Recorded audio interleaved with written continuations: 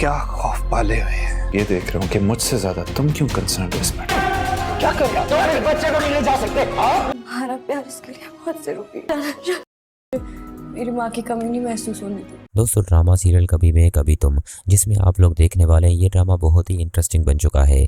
यहाँ पर अब अदिल पूरी तरह से फंस चुका है। उसके पास तो 1 रुपया भी नहीं होता जो अपने आप पर खर्च कर सके या कुछ ले सके, क्योंकि रुबाब ने उसे अब ऐसी सजा में मुब्तला कर दिया है जहाँ से निकलना अदिल के लिए बहुत मुश्किल हो चुका है। वो पूरी तरह से अब फंस चुका है, क्योंकि यहाँ पर रुबाब एक एक चीज का बदला लेगी। पहले तो अदिल का जिस लड़कियों से अफेयर चल रहा था वो अदिल के सामने आकर रखेगी, और हैरेसमेंट का केस भी अदिल पर डाल देगी, क्योंकि उसने तो मारूफ के साथ भी अच्छा नहीं किया, साथ ही साथ नताशा के साथ भी वो अफेयर चलाता रहा। ये सारी चीज़ें रुबाब को तो मालूम हो चुकी हैं, क्योंकि दोस्तों यहाँ पर रुबाब का तो एम यही है कि वो अदिल को कड़ी से कड़ी सज़ा दिलाए, और अदिल को सलाखों के पीछे देखना चाहती है। तो वो कैसे अदिल को माफ़ करेगी? हालांकि यहाँ पर अदिल रुबाब से माफ़ी भी मांगेगा कि आइंदा ये सब कुछ नहीं होगा, मुझे मालूम है मैंने गलत किया है, चाहो तो मैं तुम्हारे वालिद से माफ़ी मांग सकता हूँ। लेकिन रुबाब कहेगी तुमने मेरे साथ धोखा किया है तो सज़ा भी मैं ही दूंगी तुम्हें, और ऐसी सज़ा जो तुम कभी ज़िंदगी में किसी के साथ ये सब नहीं करोगे।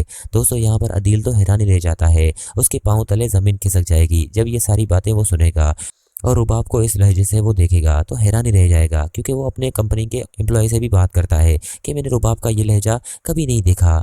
वहीं दूसरी तरफ दोस्तों आप ये भी देखेंगे कि मुस्तफ़ा की कड़ी मेहनत आखिरकार रंग लाएगी, और काफ़ी सारे गेम में डाउनलोड्स भी बढ़ जाएंगे, और इस तरह से मुस्तफ़ा और मुस्तफ़ा की कंपनी को काफ़ी सारा फ़ायदा होगा, काफ़ी सारे पैसे भी मुस्तफ़ा कमाने शुरू कर देगा। लेकिन दूसरे एंड से दोस्तों शर्जीना यहाँ पर खुश नहीं होगी, उसे बस प्रेगनेंसी की वजह से थोड़ा सा इशू होता है कि मुस्तफ़ा मुझे टाइम नहीं दे पा रहा। हालांकि दोस्तों यहाँ पर मुस्तफ़ा और शर्जीना के अच्छे दिन आने वाले हैं और वो बहुत अच्छी तरीके से सेलिब्रेट करेंगे। ये थोड़ा सा शर्जीना का इस तरह से मूड स्विंग हो रहा है, लेकिन दोस्तों आगे आने वाले एपिसोड में शर्जीना भी समझ जाएगी कि ये सब मुस्तफ़ा किसके लिए कर रहा है, हमारे अच्छे फ्यूचर को बनाने के लिए ही मुस्तफ़ा दिन रात मेहनत कर रहा है। तो दोस्तों वो भी मुस्तफ़ा की इस मेहनत को देखकर खुश हो जाएगी और सारी नाराज़गियाँ ख़त्म कर देगी। लेकिन दूसरे एंड से दोस्तों जब मुस्तफ़ा को अपने वालिदैन के बारे में पता चलेगा उसे बहुत अफसोस होगा कि मेरे वालिदैन दर दर की ठोकरें खा रहे हैं, और अदिल की बीवी ने उसे घर से निकाल दिया है और बाबा ने घर भी भेज दिया। दोस्तों जब ये सारी चीज़ें शगुफ्ता अपने बेटे मुस्तफ़ा को बताएगी तो रो पड़ेगी,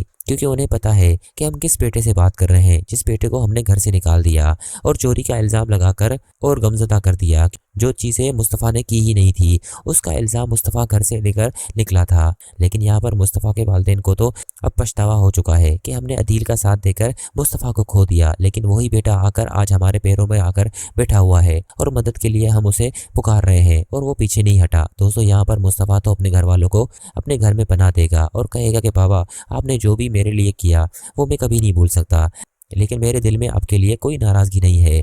मैं तो बस अपने काम में बहुत मसरूफ़ हो चुका हूँ, लेकिन मैं वादा करता हूँ आपका घर आपको मैं ज़रूर दिला के रहूँगा, चाहे कुछ भी हो जाए। दोस्तों ये सारी चीज़ें शगुफ्ता और इफ्तिखार साहब देखकर हैरान रह जाते हैं कि जिस बेटे को हमने घर से निकाल दिया था वो आज हमारा खैरख्वाह बनकर सामने खड़ा हुआ है, और जिसको हमने बहुत प्यार दिया वो है अदील।